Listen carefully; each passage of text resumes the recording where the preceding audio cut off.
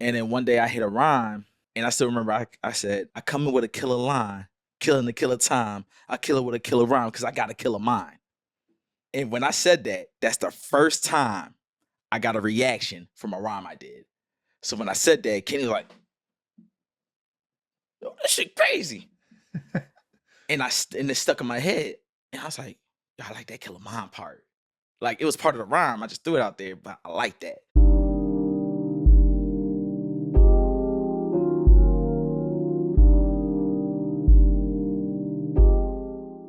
Hi, everyone, and welcome to the Sam Dever Podcast, episode 123. In this episode, I speak with music artist, entertainer, and entrepreneur, Killamind.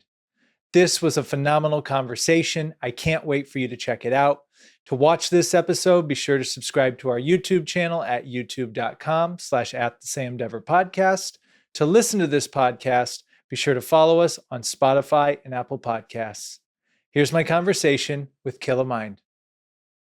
So the buddy pass really is that you think someone's doing you a favor when really they're not. No, they tried. I mean, I save my money, but I'm not. No, I like to be the first three numbers they call class A, B, and C. Class A, right there on line. B, I'm right there. I am not waiting to the end. No more. Well, the thing I don't get, this happens every single time when you get there. And then they start going, well, we have an overbooked flight, so we need people to give up their flight. I'm like, why did you guys even do that? Like, did you think that somebody was just going to not go on their flight? Just so you Some of them are be the buddy passes. Ah. Because they don't have seats or anything. They're just like that, or it's other flight attendants that's trying to hop on other flights to go on their like personal time off and their vacations too. Yeah. So yeah, because they have to wait at the end with the buddy pass people. Oh. But they get in before the buddy pass people. Buddy passes are dead last. This is some good inside info. A lot of stuff is starting to make sense now. Yes. And also, if you travel and you want to take Uber, do not do it at any airport. Why is that? You're going to pay double. Oh. Catch a shuttle to any hotel, regardless, as long as it's out of the airport. You know that every airport has a hotel shuttle. Go to any hotel shuttle, then catch Uber there. $20 will drop immediately, even if it was just a block away. This is fantastic. That's a clip right there. I travel, my guy. I travel. Like, I don't play the fuck around. Like, well, I'm ready. We've already dove in. I'm ready if you're ready. Let's go. Killamind, welcome to the Sam Dever Podcast. What up, Ski? Yeah. So I got it. Do you have a preference on airline or any travel site or anything? It seems two right now. Okay. Two right now. And that's Delta and American Airlines right now. I like American Airlines. Yeah. Then two. You would never see me in Spirit ever again. Well, you know what? Even Southwest, like they're great when they're great, but like I like knowing where my seat's at. I like not being stressed to get in line. Like, it's not even that. They're still charging you for carry-ons. Yeah. That blew my mind. Like, I went to Houston and it was a last minute thing. So the best thing to get at the time was Spirit. Didn't want to do it. I was already against it. But looking at the price, I'm like, all right, it's going to get me there and I'm going to take Delta back. Get to the airport. I have one carry-on. Just one carry-on. These motherfuckers charged me $100 for my school bag. My only carry-on. Jeez. I'm like, why did you not add that $100 already in the ticket? Like any other airline, and you should already have your carry-on for free. I can understand if I had my bag, my luggage. This is my school bag, yo. So you expect me to be there with no bags, just traveling with nothing? Can't that fit under the seat? Doesn't that count? Fits anywhere. So that should be your personal item, yeah, right? Spirit allows that one personal item. They charged my ass $100. Must have been too big or something. You got my bag? I believe, yeah, like that. I use that on Spirit all the time. I was in Houston. They said, no, my bag was $80. Yeah, that sounds about right. It is expensive. Yeah. And I'm just looking like, this is why I don't ride with you guys. I think they're going bankrupt, right? I hope so. I think they are. I'm pretty sure. So. Get out of business. Get out of my way. Yeah, bring back TWA. Have you done international travel at all? Just came back from Costa Rica. Serious? Wow, what was that like? That was interesting. Yeah. That was interesting. I was there for another artist. My man Retta, he was shooting a video out there. Um, Interesting. With certain parts was super Americanized, and that actually kind of bothered me. It was very like, it was an area called Lemon, very over Americanized. Like I'm seeing TGI Fridays over there and shit like that. It was just like, KFC, yeah, McDonald's. like things like that. And it's like when you get to Lemon, it was very, very Americanized, and a lot of like yuppie upstate kind of people over there. Like it was just interesting. But other parts had such a unique culture because I think the time we was out there was a certain holiday that they celebrate over there where it was something had to do with like protecting the children or something like that. Hmm. So like everywhere you went, you just saw like hundreds of people from the neighborhood just walking in groups and doing like a little parade. But Costa Rica it's got so many unique different things. Like you can tell the American inspiration they have, but you can tell the culture they have. Like they're very big with the African Latina culture out there. So you're gonna hear a lot of dance hall, a lot of African music, a lot of Hispanic. Well, yeah, I mean, you're gonna hear some Hispanic music, but a lot of dance hall was big out there, which kind of surprised me. Mm. Um, it was everybody's pretty laid back. Everybody's very open. Like in fact, all right, so I'll put it like this. Like I've been to Colombia, I've been to Dominican Republic, been in a couple other places where especially in the Spanish culture, Spanish speaking culture, where if you don't speak that much Spanish and you go there, already been in situations where they will try to like, they'll try to play me, Yeah. they'll, oh, you don't know Spanish, they'll try to give me a runaround. Not Costa Rica. Everyone went to Costa Rica and my Spanish wasn't the greatest. And like, I know a little bit. And they be like, oh, habla inglés. Oh, no, Hector. He no English. And they bringing somebody else in to translate. They're very, very open, very willing to help. And just like while I was out there, it was a lot of that culture. Was it that Vera Vida they'll say out there? Like Vera Vida, like everything's cool, everything's relaxed. And that's how they pretty much was. Really Yeah, welcoming and very, very welcoming. Mm. Very welcoming. I mean, Colombia was somewhat welcoming too, but they have their ways. They definitely have their ways. So yeah. Was there any do they know when people aren't from there, like any trying to take advantage money wise or anything like that in any of these places? Yes. Yeah. I mean, it happens, but I think that also goes to how you move. Mm. It's like I think the problem, and I think this is an American European problem, is that when we travel to other countries, we like to have our mindset and the way we live oppressed on the other countries we go to. And you go to other countries, you see people who are from either America or Europe very arrogantly like, oh, well, I'm used to this, and why is this going on? You gotta understand when you go to some other countries, they live a life that you might not be comfortable with, and you have to accept it for what it is.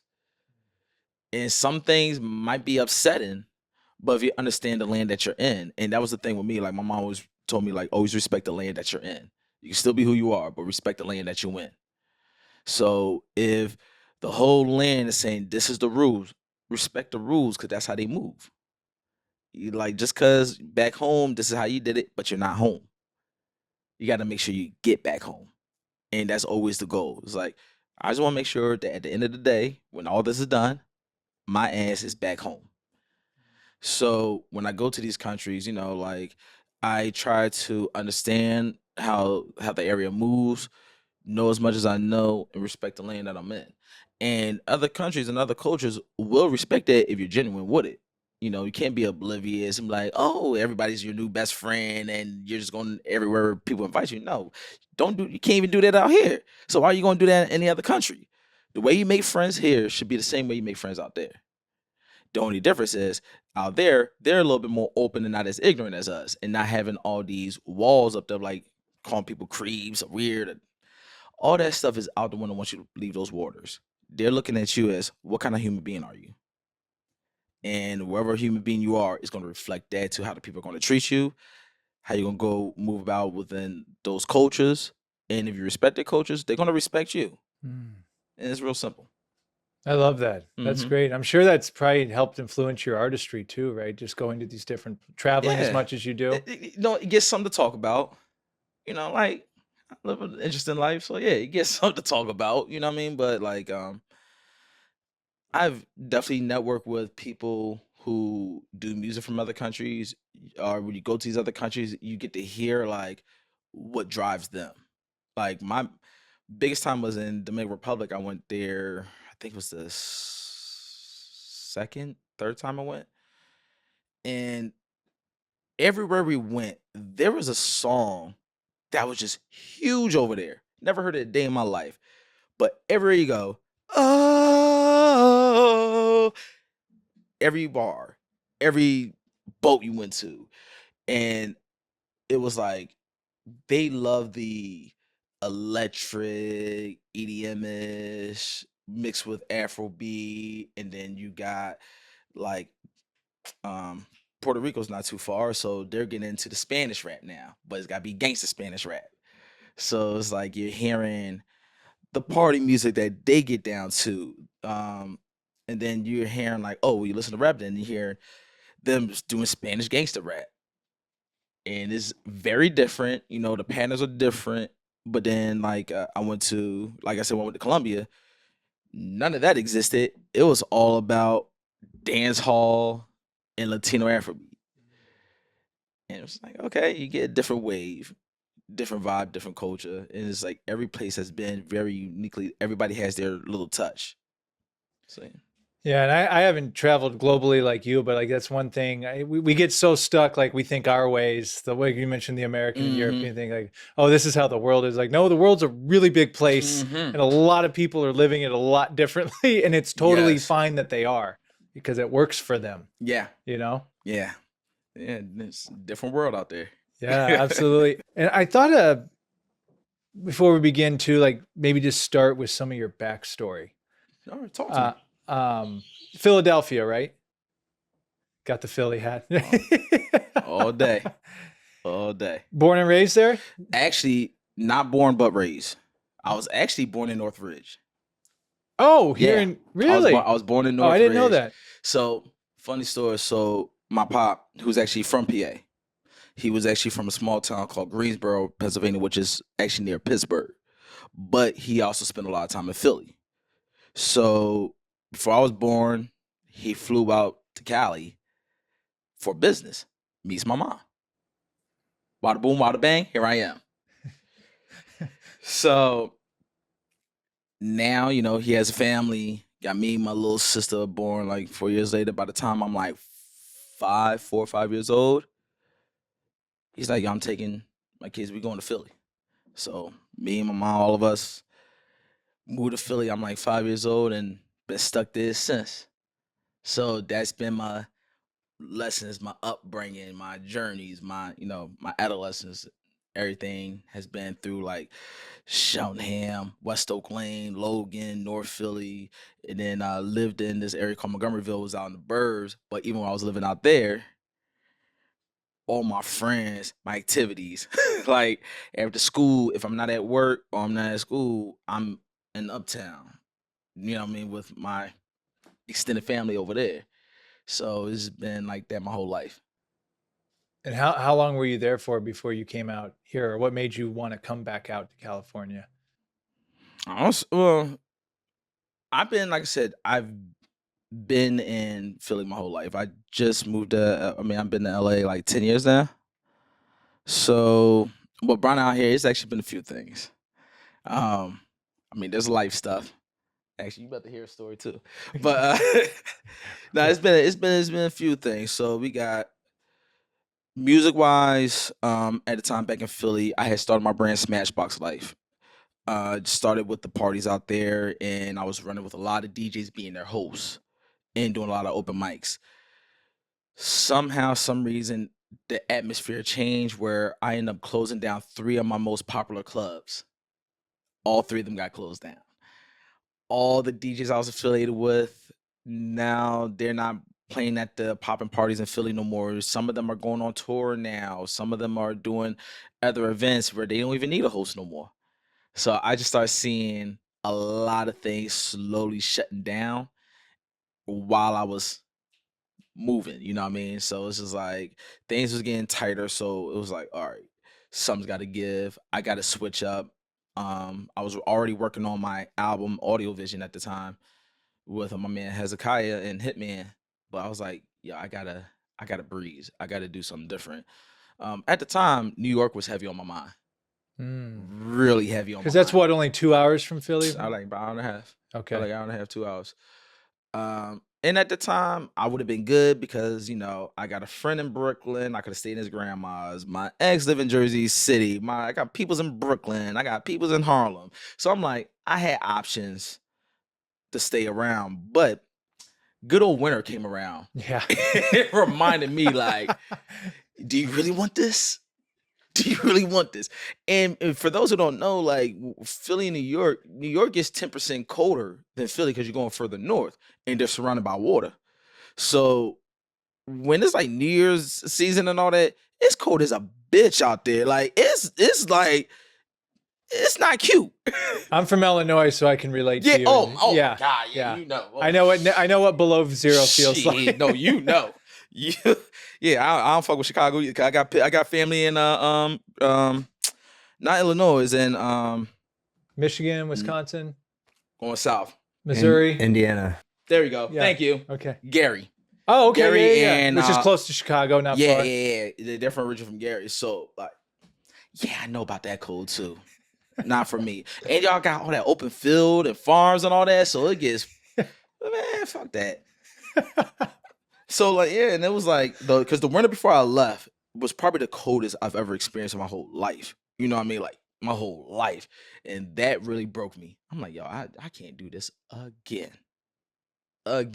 So it was a combination of that, and then life shit happens too. So like, I had life shit going on where the job I was working at was not going good. It was not going good. It was a lot of crazy drama going on at the workplace. And then the relationship I had at the time unexpectedly went left to the point I had to walk in and catch him in action. Ooh. Yeah. So that was, and the funny thing was, 3 weeks prior, I'm in New York, thinking about New York. I get a call, somebody give me an offer about something in LA. And there was a comedian. Oh my God, I want to remember her. I don't know why my mind went blank, but there's a female comedian that was out here at the time. Somehow found me through Instagram. Been following me, love my music, and hooked me up with a studio. But they were in LA.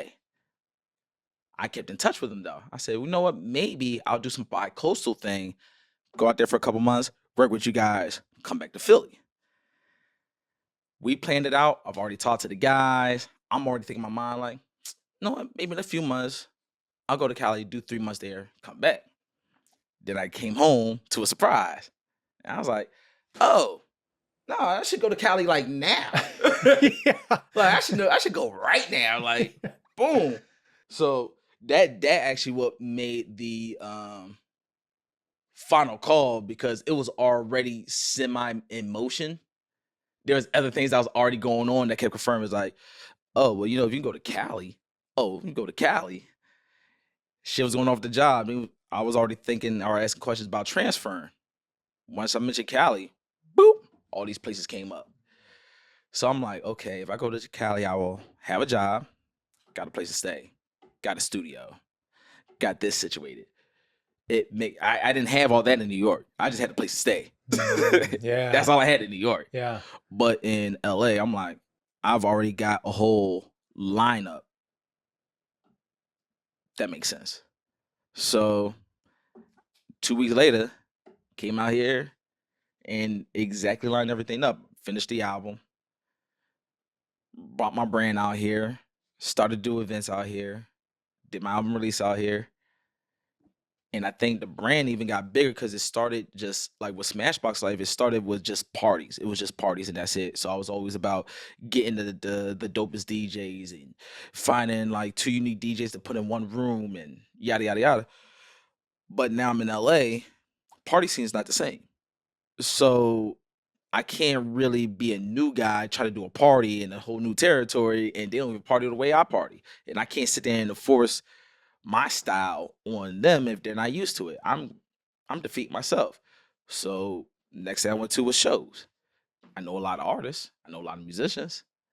So I start putting shows together on my brand, and then I could go ahead and promote myself and put shows instead of going through a third party. I know how to get buildings. I've been doing that shit for years. So boom, did it out here. Next thing you know, I'm in Hollywood. I'm doing different events through areas I don't even know. I mean, I'm still learning in LA, and I'm like, oh, okay, that's where I was at. Like, I've been doing shows at Rainbow. Everyone's like, oh, you know how legendary Rainbow is? I'm like, I didn't know what the fuck a Rainbow was, so I got there. But okay, if you guys say it's cool, you know what I mean? Like, whatever, that's where I'm at. And I just went heads in and just start attacking everything like I was back at home. It's a hustle mentality. It's like, yo, I'm just gonna be everywhere. So I'm doing events. Don't do parties like that except for when I go home or when I go to other cities. When I go to other cities, I'll throw a party. And why is that, you think, with LA? Oh, they're shitty with parties. Agreed, man. Me and my They're friends talk shitty with about parties. bars close early, nobody parties. The worst thing because everybody's here's and I'm gonna tell you the biggest reason why.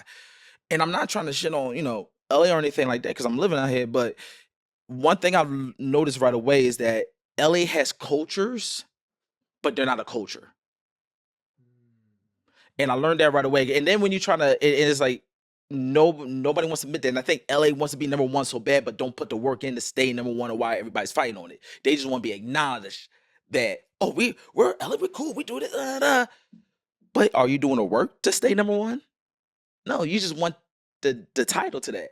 So like, you tell people, from out here, like, yo, you don't have a culture. Yes, we do. I mean, the Mexicans over here and Sosa's over there. It's like, yeah, no, there's cultures. But like, for instance, when the Dodgers won the World Series, that was just an 8-hour celebration.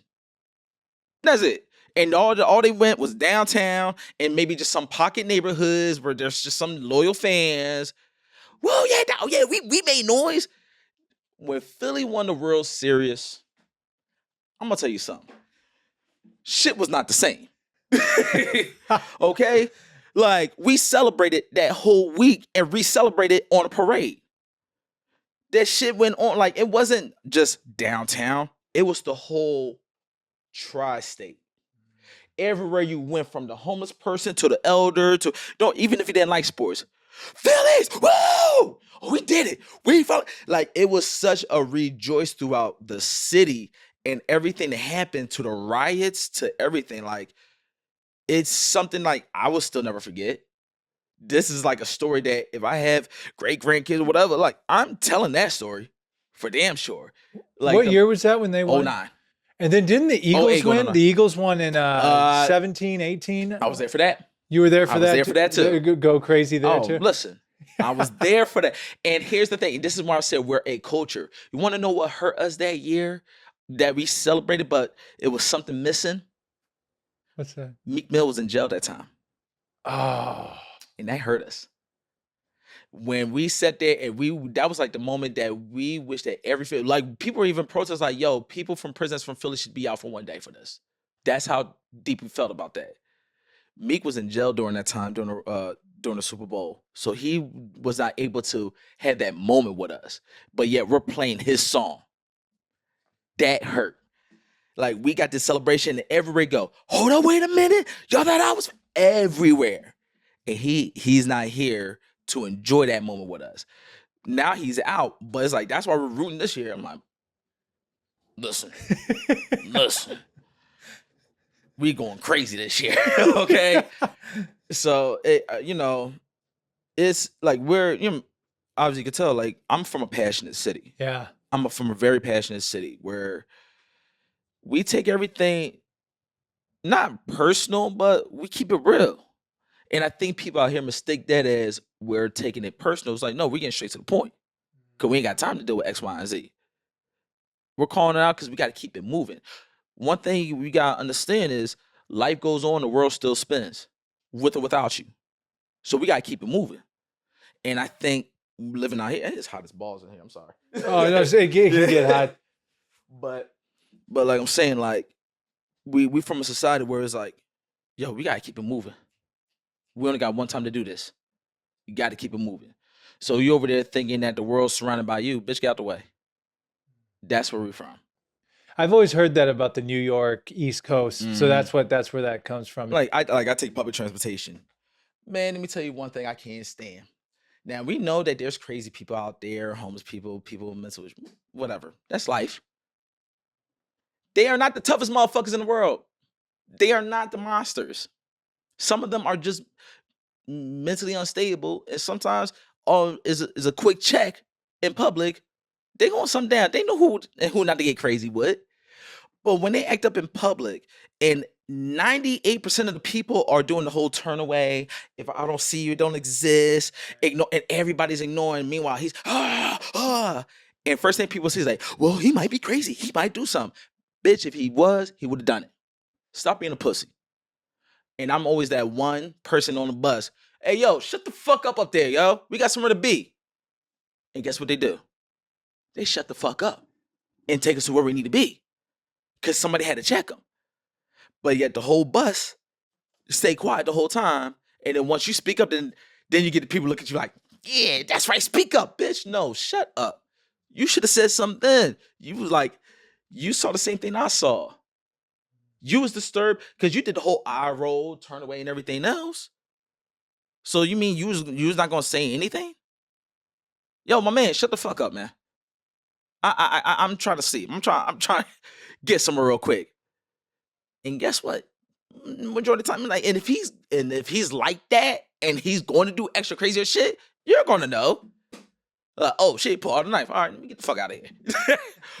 It's like, yeah, okay, I'm gonna go. yeah. It's like, all right, that's when the argument stops. Like, oh shit, he pulled out the gun. All right, let me get the fuck out this bus. All right. Yeah. But besides that, they ain't gonna do shit but talk louder, or they gonna shut the fuck up. That seems like a way more refreshing way to approach life too, just with that honesty and not, you know what I mean? Like we put on masks, we put on fronts. We don't really say what we think most of the time, or a lot of us, like, Yeah. but it must be just freeing, I guess, is what I'm trying to say, to live that way, Yeah. Yeah. I think keeping it real is probably the best way to move forward. It's the best way to move forward because motherfuckers gonna lie to you about dumb shit and it's gonna lead you nowhere. But if you kept it real, me, it's gonna lead. I mean, like, even if the news is not good, at least I know where I'm going. Like, give me the opportunity to at least know what's up.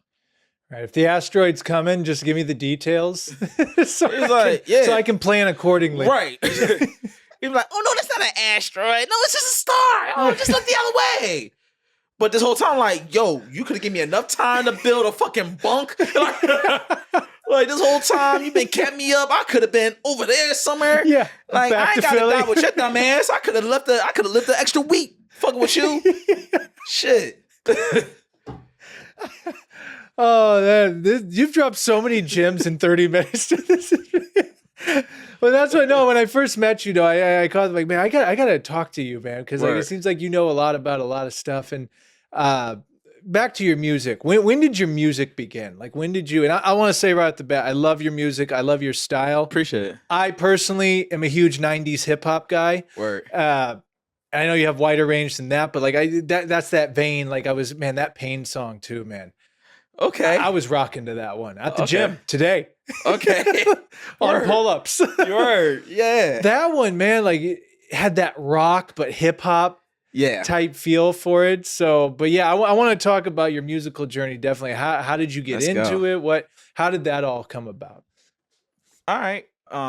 Actually, that's crazy. I don't really tell the story much. So, middle school. I'm in middle school, and at the time, we're talking like 96, 97, 96. So, Big and Pac is going through the East Coast, West Coast war and everything. I'm a big fan. You know what I'm saying? Big Wu-Tang fan. And I was, I wasn't really rapping or anything. I was tampering with it. I had a book. I was writing little rhymes, kept it to myself.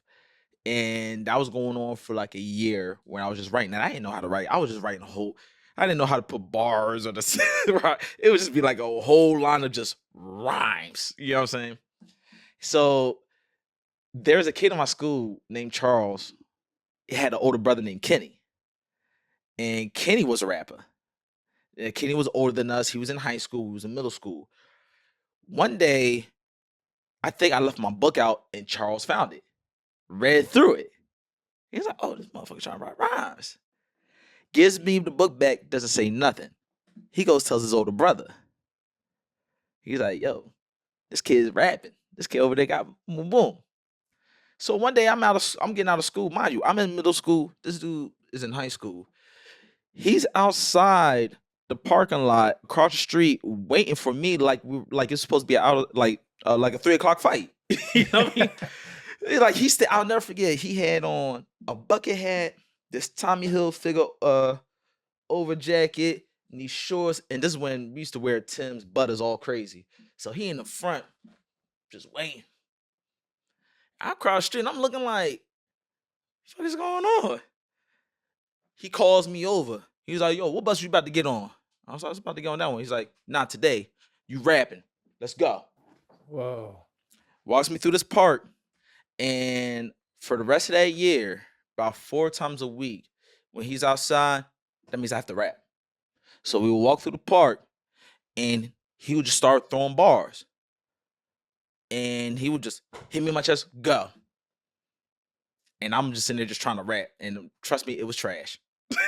Just on the spot, Just on the freestyle. spot. All freestyle. That's how I started. So every time after school, he would just meet me there, rap, nigga. Yeah. Try to get something. But if that didn't happen, the name Killamind would never exist. Because it was from those freestyles the name Killamind came about.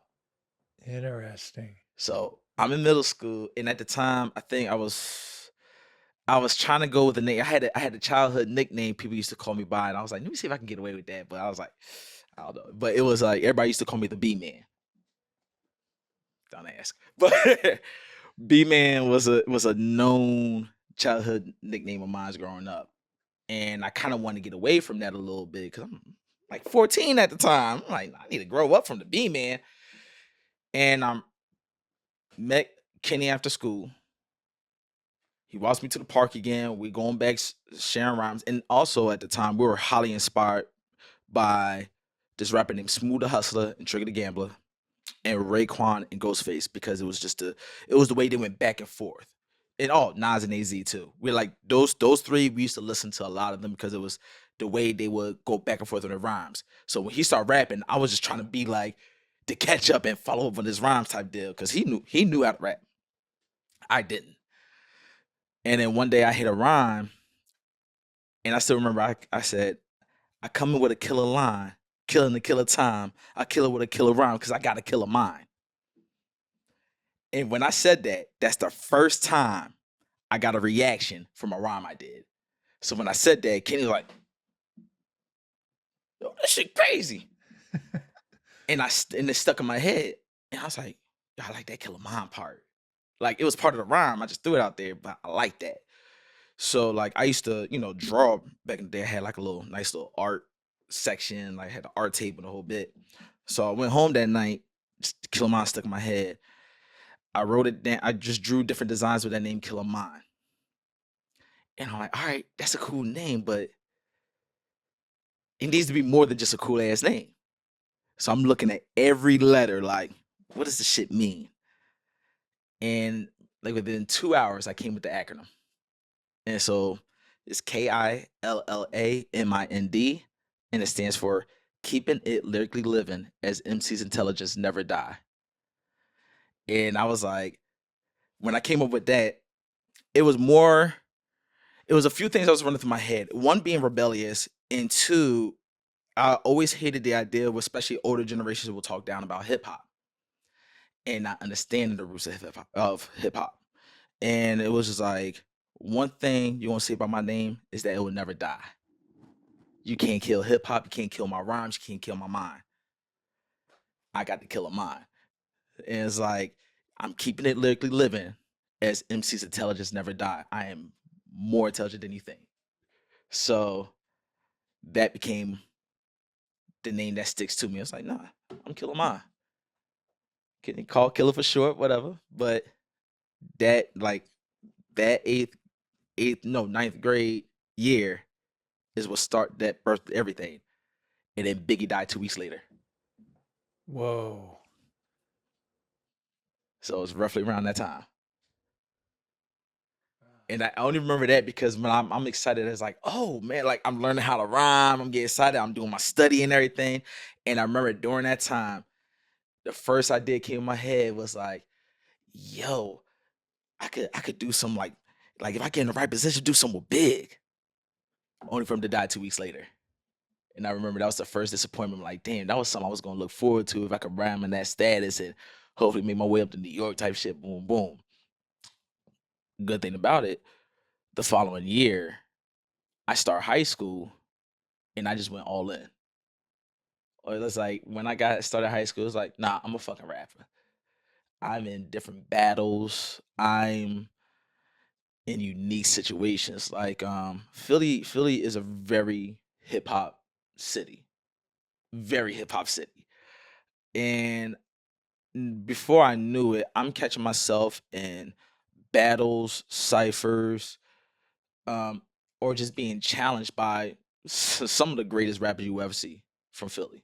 You know, like I've been around people like certain members of State Property, certain members of Major Figures. Jack Frost is my guy. Reef the Lost Cause.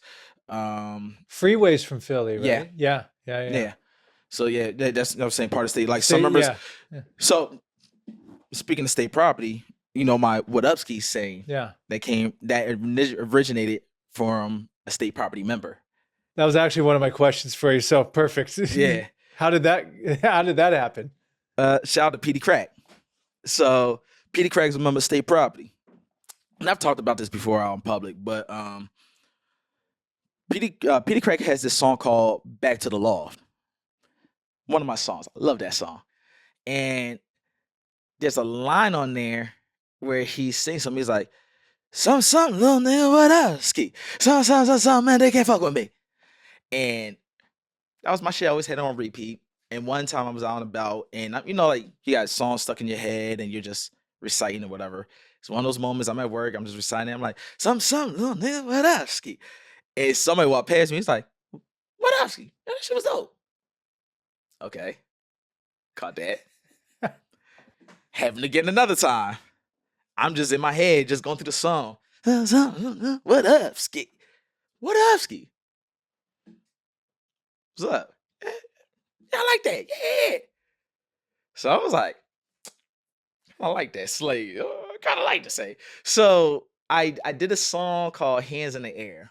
First song I ever even used the word what up, ski.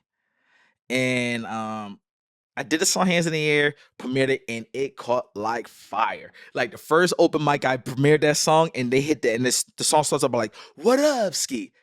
Everybody loved it. Then every open mic I start going to, what up, ski? What down, ski? Ski, ski, ski, ski.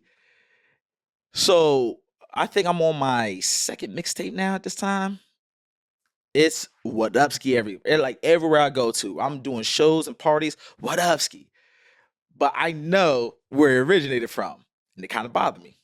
So one day, I'm down this area in Philly called Old City, and I see my man Jers, who's a drummer. Shout out to Jers.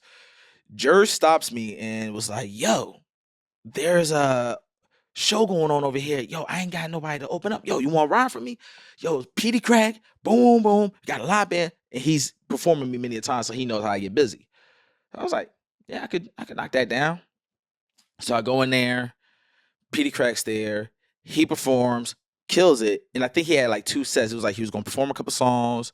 Then they open the stage for me. And then he was going to come back. So he does his first performance, kills it. Then he got off stage. He went out to go smoke. He goes out to smoke. The whole club leaves with him. Like everybody leaves with him. Only maybe about 3 people in the club. So I'm on stage now. I'm looking at Jers like, who am I performing in front of? They're looking at the time like, we gotta keep going. I'm about to start. Crack looks back and he notices like everybody's outside with him. So he stops smoking, brings everybody inside, has me to start my set again, He's like, yo, nah, go get it. Nah, we're gonna support, man. Nah. Lets me do a set. Do my set, number love. So after the performance, me and the thing is, me and Peter Craig used to go to the same studio and everything, so we're a little familiar with each other. And so I got a chance to chop it up with him, and I started to let him know. I was like, hey, listen, so there's a slogan I've been using, and I kind of got it from one of your songs, but that joint's hitting like fire, yo. If it's something that I'm violating, I'll stop it immediately.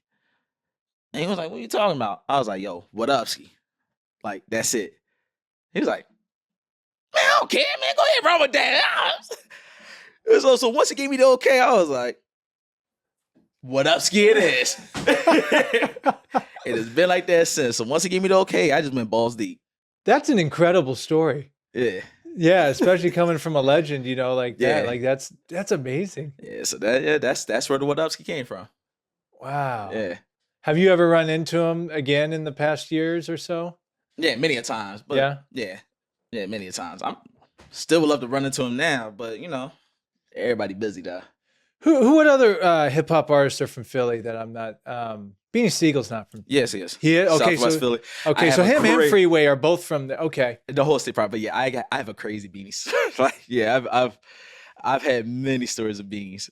Many stories of beans. Because I love all the all the old rock music, all the all those guys and everything.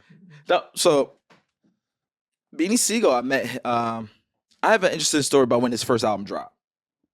I'm the first person who got the first autograph on the day his album released. His first album. Really?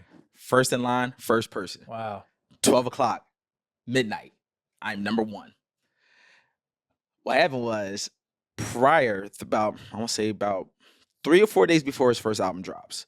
Now we are buzzing about Beans. He's representing Philly.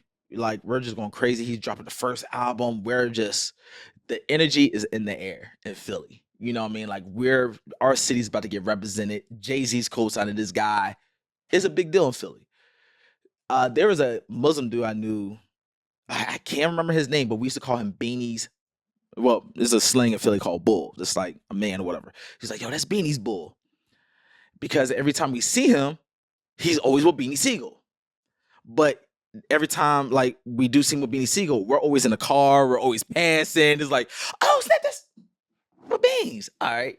So 3 days before Beans' album dropped, I'm downtown. And sure enough, I run into Beans' bull. He sees me. Oh, young bull, what's going on? We talk and everything. Beanie Siegel just walks out. And he introduces like, yo, it's my young bull, killer, yo, it's Beanie Siegel. We dab up, but he's in a rush. Like, he got something to do and everything. He's like, yeah, oh, yo, what's going on? Hey, yo, we got to go. Boom, they leave. That was that. 3 days later, I'm home, and I had a homie who DJ'd that went to my high school. Calls me like 10:30 at night. He's like, yo, come to Norristown. Beanie Siegel's album about to drop. He's doing his album release there. Yo, I could get you in there. Yo, just come down. She ain't had to tell me twice. So I told my mom, like, yo, I'm about to go to Norristown. She was like, not by yourself. I'm 16, 17 at the time. She's like, not by yourself. You're not walking through them boonies. There's a black man by yourself. Nah, I'm going to come with you. So we drive to the record store to Norristown. And have you ever seen Biggie Smalls' video, One More Chance? I not off the top of my head. I know the song. Okay. In the beginning of that video, there's a scene where everybody's outside the house and they're all trying to get in, and then Heavy D comes out, he's like, yo, chill, everybody chill. Same scenery this night. It's hundreds of people outside the store. They're all trying to bum rush to get in. They want pictures and everything. And the bouncer guy comes in, yo, chill, everybody chill. It's almost a replica, right? And I'm not doing parties or anything like that. So this is my first time doing something like this. But I go to the side, go around the whole crowd. Now, I got there late. I should have been at the very end of that damn line because that shit was wrapped around the building. Fuck that. I skip the whole line, go straight to the front. And I go to the bouncer and I just mentioned the DJ's name. I was like, yo, I'm in time. I'm in time smooth. He told me to come up here.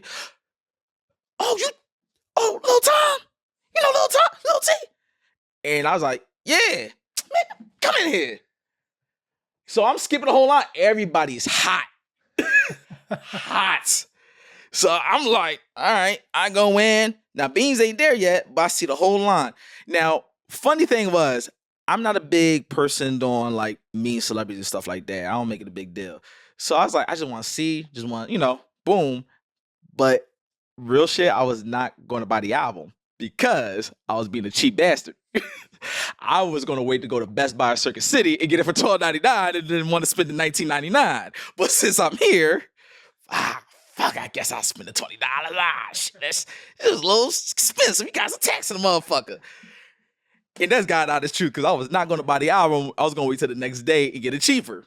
But I'm here, and they put me on, and that's what really made me buy it, because the way they win me in and literally put me on the spot, I'm like, well, shit, I gotta get the album now. Yeah. Buy the album, and they literally put me in the very front. The very front. So I'm in the very front, and I'm still just chilling. And I think I had a mixtape at the time I wanted to get him. I was doing one of those, like, yo, check my mixtape out. So I'm in the front chilling. Finally, Beans comes in, and they play The Truth. DJ drops a song. Bum, bum, bum. Beans come in. Everybody's frantic and everything. He's about to dap up somebody in the back. Looks up and sees me up front and remember me from 3 days prior. Stops the whole crowd. Yo! My young boy! Dips the whole crowd and comes straight to me and daps me up.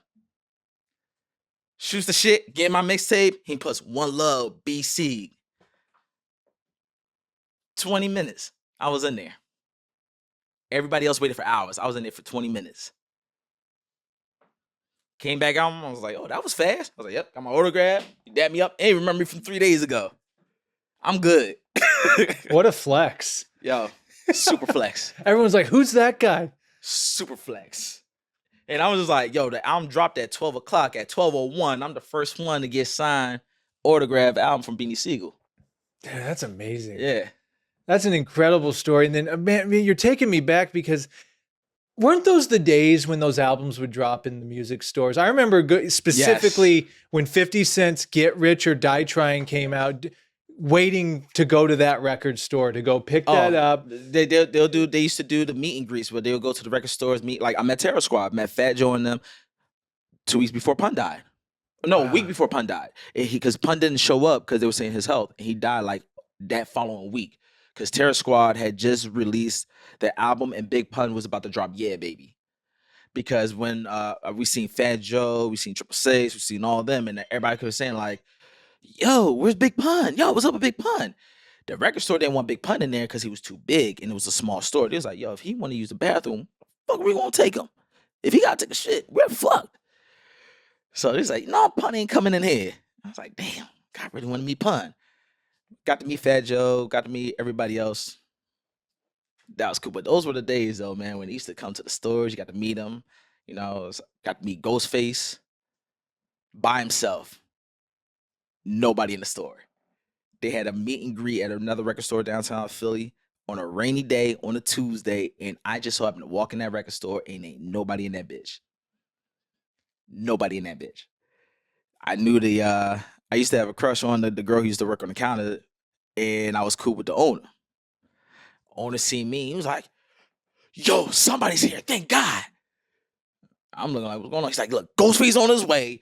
Ain't nobody in this bitch. Like, just hang around. I'm like, shit, Ghostface. Yeah. I'm stay right here. 5 minutes later, Ghostface, and he was with his group Theodore Unit. Because I think they had an album at the time. Here come Ghostface Theodore Unit. And I'm like, okay. Mind you, it's just me. Just me, the store owner, and the clerk. So he comes in, the guy introduced, and this was a highlight for me because he introduced me to Ghostface as Killamind, and that was just a big deal to me. So he's like, yo, this is Killamind's Ghostface. And Ghost asked me up. And at first, I'm thinking like, man, ain't nobody in there. He's just going to be in and out. This dude hits me in my chest and said, hey, yo, come walk with the guy. Me and Ghost just walking around the record store just talking about records. I shit you not. So we're going through just records, just walking around, just shooting the shit. So he brings me to we see this Biz Markie because Old Dirty was still alive at this time, and he brings me like we came across a Biz Markie vinyl record. I'll never forget this. He picks it up and he's talking to me like I'm just one of his homies, and that was just a moment because I'm a fan. And he's like, "Yo, man, yo, the dog talking about Dirty. Yo, dog used to like, yo, Dirt Dog, yo, he be going, yo." And he's just talking about other Wu members, but he's not saying like, oh, you know, Method Man, older. He's saying it like using like their growing up names and everything. He's like, yo, A-Son used to go crazy and da da da. And I'm just sitting there just soaking it all in. Just soaking it all in.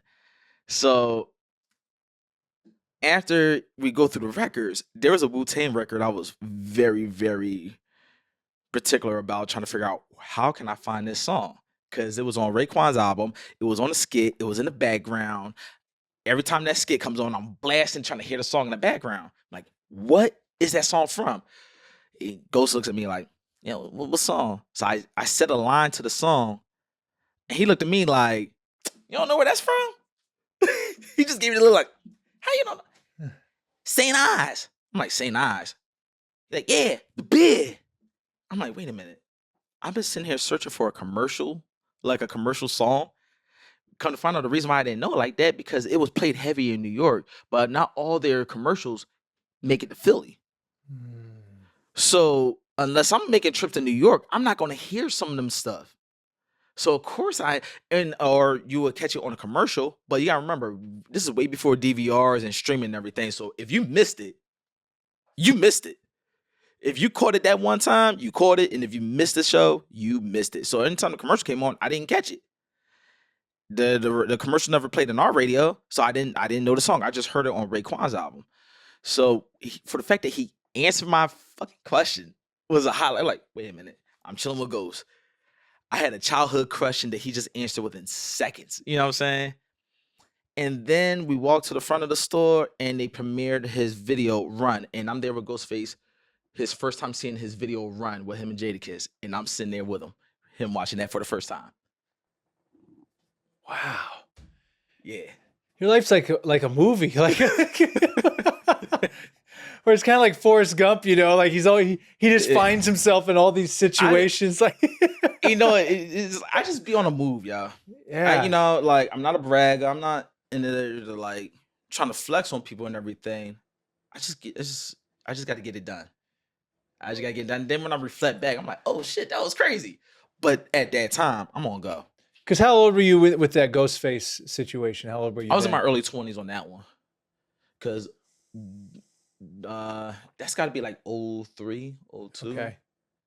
03, I want to say. But it had to have been so inspiring for you. Oh, yeah. As an up and coming hip hop artist, to have that Beanie Siegel moment, to have that Ghostface moment, like, and for those guys to really, you know, extend to you like that, and recognize that, like, okay, take you under their wing a little bit. It was a lot. Like I said, and Beanie Siegel's that was just the first story. That was my first. I had many stories of Beanies, but he gets crazier. But like being from Philly though, like here's the thing with Philly though. Once you announce to people that you rap, the city's gonna put you to the test. That's real. Anybody who rap, it's like you can't go out and be like, yo, I rap, and somebody gonna be like, oh yeah, well, so does my cousin, so does my grandma, so does my, and they got bars, yo. They got bars, and they'll go right back to McDonald's flipping them burgers and like ain't no tomorrow. So it's like you gotta learn how to take L's.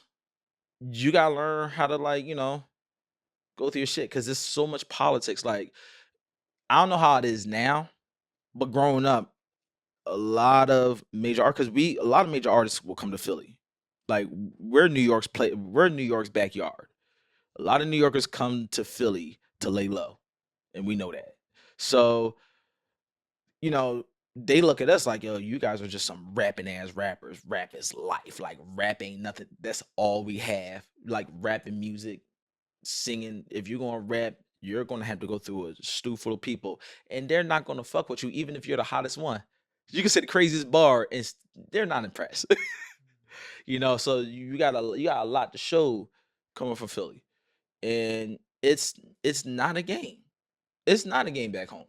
You know, it's like if you're a rapper, it's like it's so much we gotta prove. We're so close to New York. We're so, you know what I mean? Like it's just so much. And then we had so many close calls. It's so many labels. There's so many different A&Rs that just be in and out the city. And, you know, a lot of people get picked up in Philly and do a lot of behind the work scenes. Like now me living out here, it's so many people I know from Philly that's out here, but they're doing a lot of behind the scenes stuff.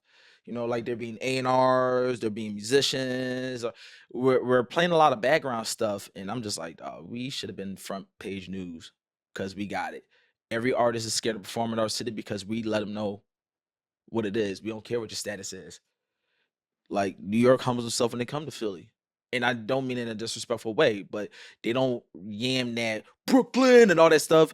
When they come to Philly, no, they chill. They chill.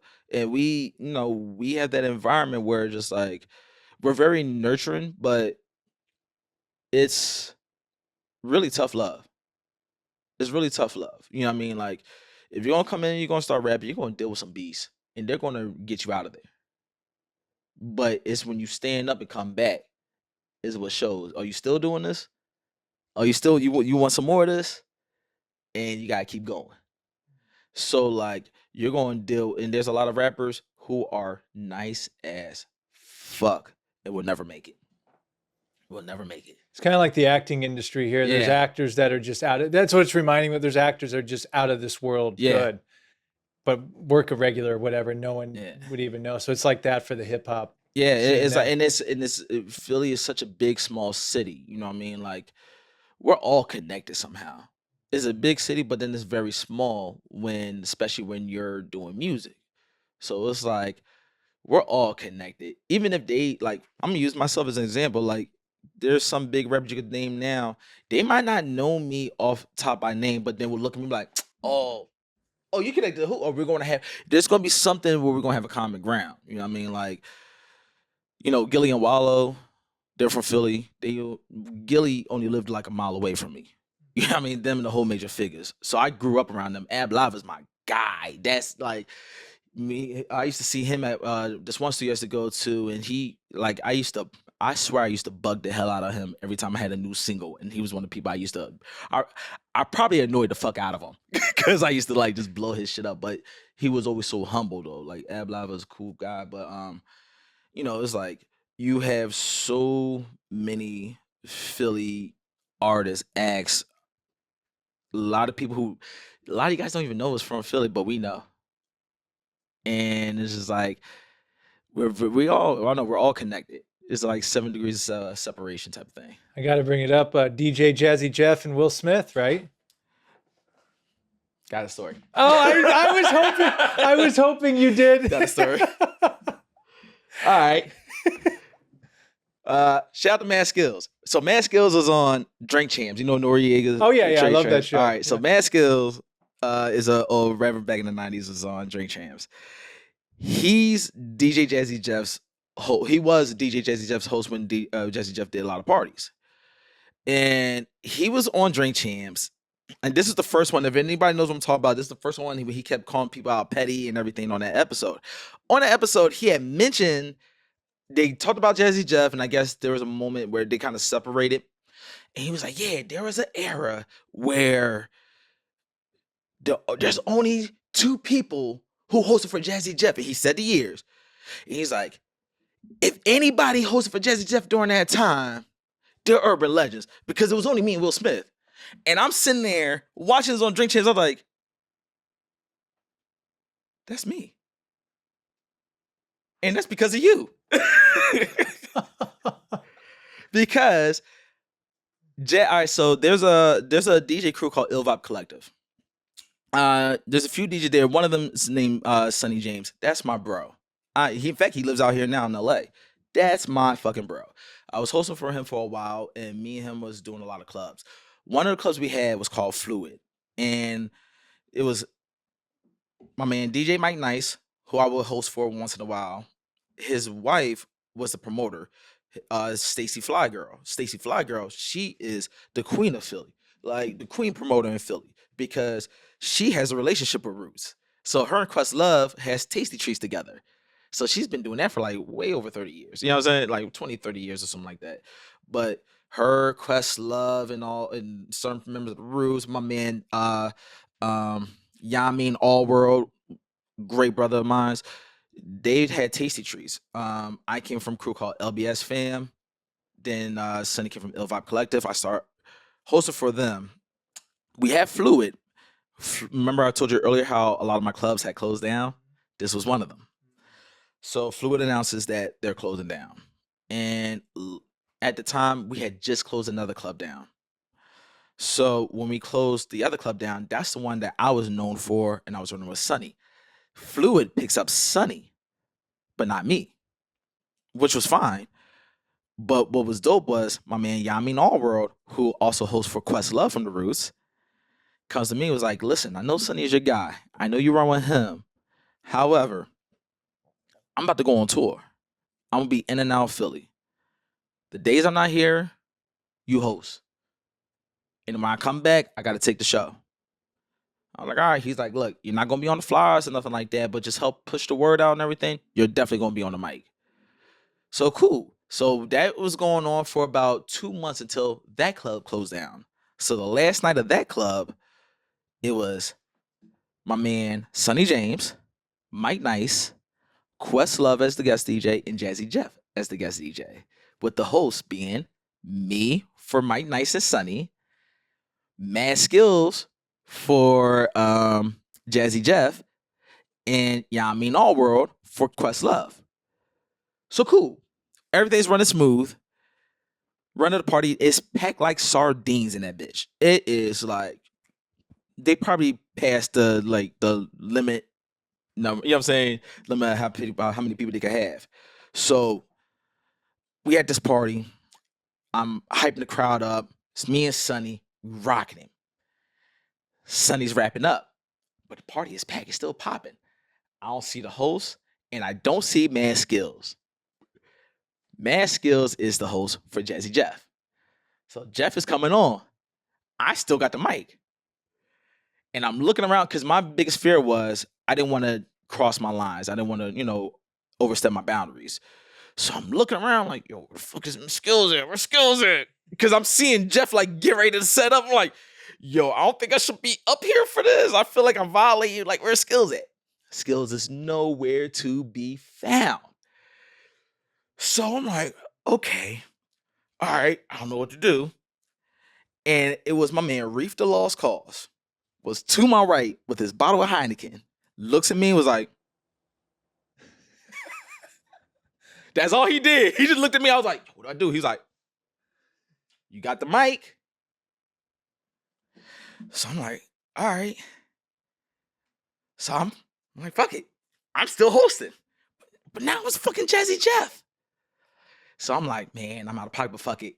Like, I'm just gonna go for it. In my mind, what I thought was gonna happen was the promoter was gonna hear my voice, bum rush the stage, and just snag me off the mic. I just knew that was gonna happen. But it didn't. Jeff goes on. I get on the mic. I'm just going like, all right, boom.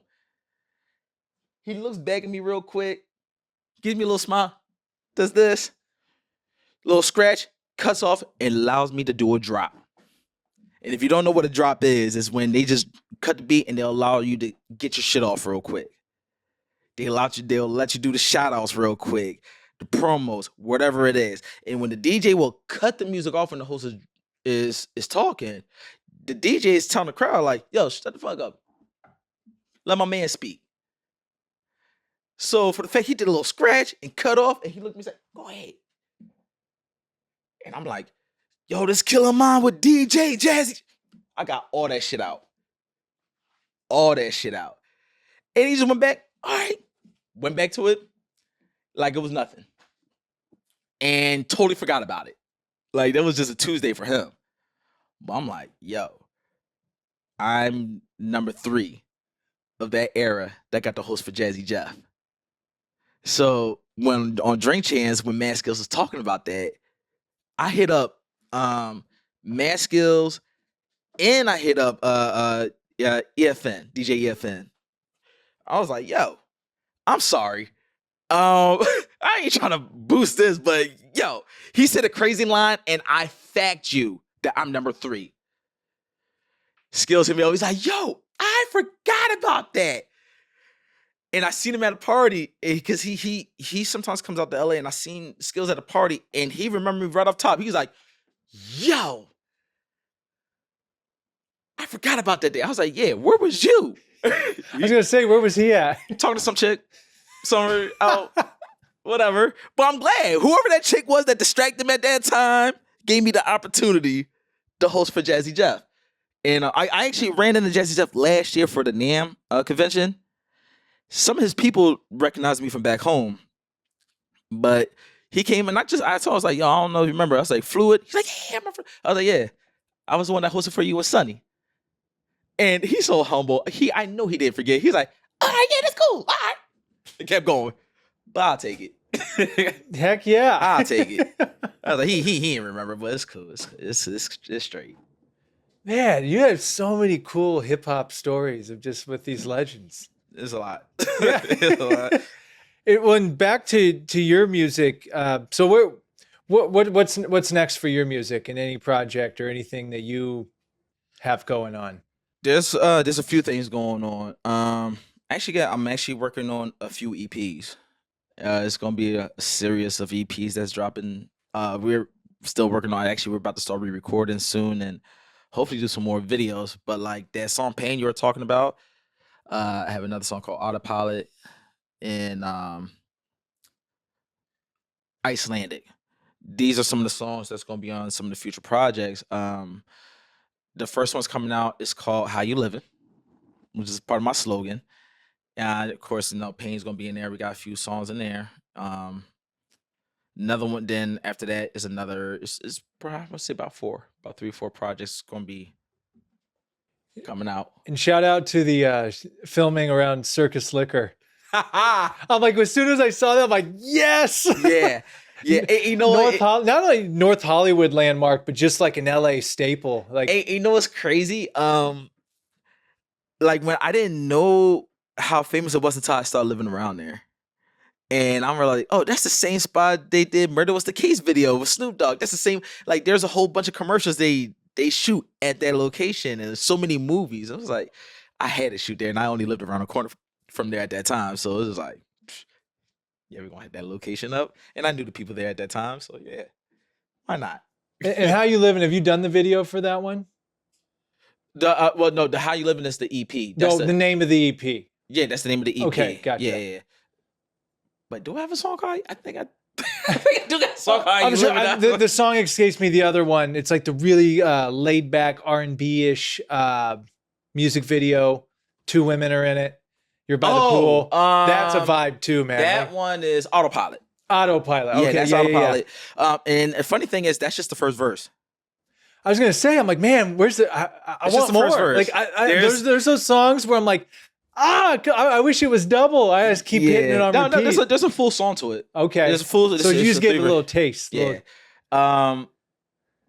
Yeah, and it's funny. We're doing more with that particular song, so you guys will probably hear the rest soon, eventually. Well, that's what really showed me your range too, man. You did a song like Autopilot, but then you got a song like Pain. Yeah, you know what I mean. And it's like then you have all these other like very. I love your lyric, like very lyrical, very hip hop. So now that I'm getting to know you more, and you're explaining, especially these stories, I'm like, oh yeah, this guy's what's birthed in this. Yeah, it's like there's a lot of people who be like, yo, I'm hip hop. I'm like, no, dog, I'm really fucking hip hop, yo. Like, I live this shit. Like, you know what I mean? And all the elements. First off, shout out to my man S5. I know people who was part of KRS's one hip hop education system. You know what I'm saying? I know 5%ers who's up there with Big Daddy Kane and all them. Like, I'm around these people. You know, like all the Philly legends you want to talk about. First off, Kenny, you know Gamble and Huff? No. Okay, so the Sounds of Philadelphia, this big in like from the 60s and 70s and a little bit in the early 80s. You had Motown in Detroit. Yeah. Sounds of Philadelphia, TSOP, and Philly. Gamble and Huff. Like some of the craziest Michael Jackson bangers, Gamble and Huff. besides next to Quincy was Gambling Huff. So they're producers. Oh yeah, they were big time. You'd always look them up, Gambling Huff. So Kenny Gamble, his mom used to like babysit me and like used to come visit my mom. So my mom was a Jehovah's Witness growing up, and Kenny Gamble is a Muslim, but his mom, Sister Gamble, was a Jehovah's Witness. Sister Gamble used to study with my mom. So Sister Gamble used to come to our house all the time. And I never understood because I'm 6, 7, 8 years old at the time. I didn't understand why my parents made it a big deal when Sister Gamble came over and it's like, oh, she might bring her son. When they say she's gonna bring her son, I'm thinking it's gonna be somebody my age, whatever. I see another grown man, not realizing I'm around Kenny Gamble. And then I start growing up and I'm around a lot of because my dad too. My dad was a well-known guy back when he was alive. So like he was around Charles Barkley. He used to golf with Charles Barkley. Really? Yeah. Like his second Cadillac was Colin Powell's old Cadillac. Yeah. So like I've always been in this situation where I'm around particular Philly legends or I'm just a person off from Philly legends. And it just became a norm. Some things I didn't even realize was a big deal till years later. Like, oh, I was around all that. It was You just know, life to you. It was just life to me because I do music. I'm around music. Everybody do music. And it wasn't hard for me to get to some of these places. Like, you know, I grew up around Ram Squad. If people know who Ram Squad is, like that's a wild story. But I was around that. I was around Major Figures. I was around BC. I was around Jack Frost. I was around all these Philadelphia legends. We're around each other. I'm shit. Jaguar Wright. I know she's known right now for being crazy with the Jay-Z theories and everything, but if I could ever find that video, and I think it might never come out because the person who recorded the video is no longer with us, but there was a show where me and Jack Ryder was on stage killing it to one of my songs. I don't know if that video will ever be shown, but if anybody has access to that video, I would love to see it because I know it exists somewhere. But we're all family. We're all so close knit, and we're all very competitive. So it's an interesting city. And you're gonna know more than me. We mentioned him earlier. So it's like Meek Mill, the most recent. I would say Uzi Vert. Who? Lil Uzi Vert. Oh, right now he's the most. Okay. I'll say. I mean, there's probably other people around, but if you, the only like after Meek, the only other people I could think of right now that kind of hit that mark will be Uzi Vert and Tierra Whack. Yeah, Tierra Whack and Uzi Vert. They'll be. I mean, there's other artists I can sit there and call right now, but we're talking about what Meek accomplished and to the status that he's at. Anybody else from Philly that hit that mark, the only other two people I can think of is Uzi Vert and Tierra Whack. And non-music, Kevin Hart's from Philly, right? Yep, Erie Ave. In fact, if you go, you can see a mural of him at Max's. You guys, a cheesesteak spot up in this block called Max's. Got a nice mural of Kevin Hart. But yeah, he's from the neighborhood. It's funny too, 'cause like he was always in New York a lot too. So he was smart with his grind. He just went straight to New York, said, fuck that. I'm not going to do the chicken circuit. But his Plastic Cup boys, one of them is a guy named Spank. He used to live like 2 blocks behind me. We used to see each other on the sub every morning, go to work. So like now living out here and I see him out here sometimes now and he's fucking got a mansion and, running around Kevin Hart doing on tours. It's like being from Philly and seeing that, and like, dog, you and me was catching the sub together at 6 a.m. 6 a.m. going to work. And now you're in private jets. My guy, let's go. Let's go. Because I know where we from. I know what we got to put up with. I know how everybody will just like, I could do so much amazing shit here, come back home, and they're going to shit on me. But I'm still going to have to fight. But it's just like, I understand where we come from. So when you at that point where you go out there and you private jet and everything, but we used to be on SEPTA together, my guy, let's go. Let's go. I'm all support for that. Anybody from my city they doing something that's abnormal and is doing better than others, we gotta keep winning because we got such a reputation that we don't support each other. That when we see one of us win, we got to keep it pushing. You really sell the city of Philadelphia very well. Like I'm an advocate. Yeah, like yeah. you, but it draws the point that we said in the beginning, like you were talking about that culture. Yeah. Like, and this is probably just a slither. There's probably so many other things in the city too. Yeah.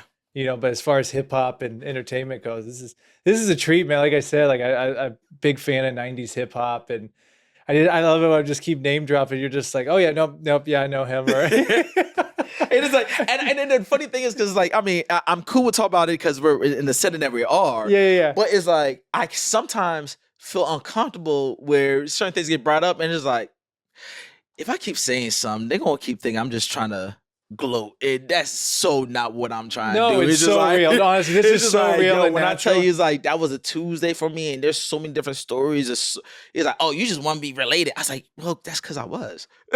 Like, I don't know any other way to put it, but you gotta understand in my journey, I was outside. I've been outside since I was 12.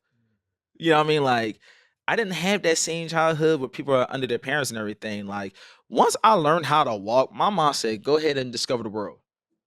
You know what I mean? Like, and then I later on found out because she was a loner herself. But I was raised kind of like a loner. So I was always outside. I was always in the mix of something. Sometimes I was in places I ain't had no business being in, but there was the only way I had to learn. So with Philly, like, and I felt like that even when I was living there. It was just like, that city got so much talent, so much raw talent. But if you don't get a chance, and I've always been traveling my whole life too, so I've had the privilege to kind of like be outside to see how other people look at us and then come back home. And I always know it's like, yo, no matter where I travel, was nobody more thorough than us. I still come back home like, yo, we the shit, yo. Like, yo, it was corny on it. I couldn't tell you how many times I'll travel somewhere else and come back home like, man, we the shit, yo. Like, what? Like, they ain't not even doing like how we doing it, but yet we don't appreciate it. We don't recognize that the things that we do on an everyday basis ain't normal. It ain't normal. And we do it like it is nothing. And we have, like, if you go to like jams, open mics, or anything back home, you're thinking you done walked into a free concert. And we're looking at it like, man, that ain't nothing. We ain't appreciative. So it's like, once you start leaving Philly more, you start realizing like what we got. You're like, dog, I think the world needs to know about this. The world needs to know. It's like, it's more than just Beans. It's more than just the Roots. It's more than just Jill Scott. It's more than just Meek Mills. You know what I'm Wait, saying? Jill Scott's from there too? North Philly all day. And you said, well, the Questlove, right? There is it all the Roots? The whole Roots. In Wow. fact, one of the members, I went to high school with his little brother. Now I'm reflecting back to one of their songs. South Philly. Yeah, they're talking about Yeah, from South Philly. It's Man, like legends. Yeah, around there. It like, I've been around those guys. Yeah, I'm like, Dice Raw's my guy. Random, really random, but Crown Royal on Ice to me is one of the greatest. Like, just and the fact that it's only like 2 minutes long too. Yeah. It's like, that's one of those like, oh, I wish you would have gone for like 10 minutes. On Yeah. it. That's one of my all-time favorite jams right there. Yeah, we out there. It's a lot of us, y'all. It's a lot of us, and I think people don't even realize how deep we are. And for the fact that even some of the people, they were like, oh, they from Philly too. I was like, yo, that should have been a no-brainer. You know what I'm saying? And I think that's the thing that advocate I have for Philly. I was like, yo, once you leave Philly, people gotta realize like, yo, we're not loud enough. We're not loud enough. Yeah, they hear and they know we got a reputation because any artist, even the wackest artist, if they come outside of Philly and they're doing a show and they announce they from Philly, there's already an expectation of, oh, this person got to be dope because they know what we go through over there. New York don't get that, and I would say that with my whole chest. New York don't get that. They be like, oh yeah, I'm Brooklyn, Queens, boom. Like, oh, all right. But they don't put that expectation like, okay, let's see what some New York shit you gonna do. We were like, yo, I'm from Philly. Oh shit, yo, we heard about you Philly people. Yo, yeah, we heard about you guys. Like, yeah, cause we would rap for water. We would rap for food. We've done it. You know what I mean? Like, rap life is real back home. When you listen to these songs and and I'm learning that more and more living out here, where I'll listen to like especially Jay-Z music. Like when I listen to Jay-Z music, because Jay-Z talk about a lot of shit that's happened in Philly. Or relate, like the players, you guys might not know because he didn't say the verbal name, but he'll talk about certain situations. We didn't really know exactly who he talking about, what he talking about, because what you guys didn't get was all the little mixtapes and singles and everything that happened in between to understand why it led to this hit song. You know what I'm saying? Why it led to this song to come out. Y'all just got the finished product, like, oh, okay, well, whatever he's talking about, oh, this is a jingle. But the reason why we're so passionate about it, because there's more to the story. And we got all the pieces to it. Us, New York, Jersey, DC, the whole tri-state, we get all that. We get the rapper that you might not hear about because he ain't that popular, but you don't know that he's homies with this big time rapper. So if he does do a diss song, you think like, oh, he's not that big. Why does it face him? No, because he's from his block. He's from his neighborhood. He's friends with the person's grandma. Da, da, da, da. Like when Jadakiss and Beans was having their beef, it was hard for Jadakiss because he has family in Philly. That's a big that's a big deal. So he's like, man, I gotta be careful what I say because yo, this rap shit real in Philly. Yo, my auntie in Philly. Man, I can't even go back for a couple months. And he will talk about it in his interviews. Like, yeah, Philly a different animal. They take rap. Rap is life. It's life. And it's like if you're not from the city, you're not gonna understand it. If you don't do music in the city, you're not gonna understand it. This is more than I got a talent and I think I'm good at this and I just want people to see me do my boom boom boom. To some of us, this was the way we survived. It really was. This was the way. Like I could have went ahead and just had a regular job, but not like there's some shit going on in this music shit that was more a survival tactic. It's not a game. Yeah, it definitely isn't. Definitely isn't. And we, you know, to all my artists who, you know, I see back in Philly that still go through some of the circuits and everything, we know. We understand, like going through open mics, going through showcases, running to New York and having New York play us, and then we give New York the red carpet when they come to our city. Like I know many Philly artists got that story. Cause I definitely got some of them. You know what I'm saying? Or we go, you know, other cities and we gotta put and I don't think Philly understands that when other Philly artists leave Philly, they're putting the city on their back. And I don't think only like certain individuals or maybe certain demographics will get it. But people who are in and out of Philly, they only see Philly and only know Philly and only been around Philly and only know Philly laws and politics and think that's all it is. Those who go in and out of Philly don't like they realize like, yo, when I leave Philly, like I am really putting this whole city on my back for us. We just need Philly to recognize that part. Man, that's beautiful, man. Yeah. That's beautiful. Yeah, I can feel the passion, you know, Yeah. the way you speak of it. And just seems like the level of respect. And that's the word that comes to mind too. Like when you say, like, especially in the beginning, when you're like, you tell someone you rap, they're like, okay, rap. Like it's not like you just play this fantasy. It's like, all right, well, let's hear it then. Yeah. You know? And they will bust your ass if you got some mediocre bars. Yeah. You know, it's like, you know, living out here, there's a lot of people say, yeah, rap, but they just too busy trying to be cool. It's a talent. You know, it's one of those things. It's like, hey, you know, my friends in my neighborhood, you know, oh yeah, we just did this rapping thing. Like, dog, you didn't have your life was not on the line for your rap shit. I know people who died for rap shit. I know people who are in jail for rap shit. You know what I mean? Like, rap is life for us. I know people who got themselves out of situation for having bars. You know what I mean? Like, we listen to everything that you're saying, and we calling you out. You want to talk about that good gangster shit? Cool. We gonna test your gangster. You want to talk that money shit? Cool. We know a rich motherfucker's gonna test your dollar. You know what I mean? Like, we're really watching you. You know what I mean? So it's like, if you're gonna come out and say you rap, you sing, this and the third, all right, you better do it. Cause somebody else is gonna beat you and not gonna let you get the next level if you ain't that nice. You better keep coming if you're gonna claim this rap shit. And I think it's like that world, and again, I know a lot of rappers who go through it, man. And they're getting busy too, but there's some of them I would love to see them leave Philly and do something big because y'all don't know about them. Like shout out to my man Del P, my man. you guys to let them know you out here. Like, I know Brasco, another guy like, dog. Like, they need to know you're just more than outside the neighborhood. You know what I'm saying? Like, these are some dope ass artists that the city knows. We know them. We love them. But once you go past the further south of the I-95, you're back to being a regular motherfucker. And we know that when you go anywhere outside your area, these people still can't fuck with you. They cannot perform you. Their songs is not going to hit the same as yours. We got a unique rawness that some people got to adjust to because we just too raw. Like, one thing Philly loves is struggle rap. I have a big problem with that because it's like, that's not all my music. But shit, I know my city love that shit. They love struggle rap. Like, you better talk about how hard your life is real quick. They need to hear how hard your life is because that's the only way they're going to relate. I mean, we need to switch off that. But the thing is, we love, and I like to call it raw beauty.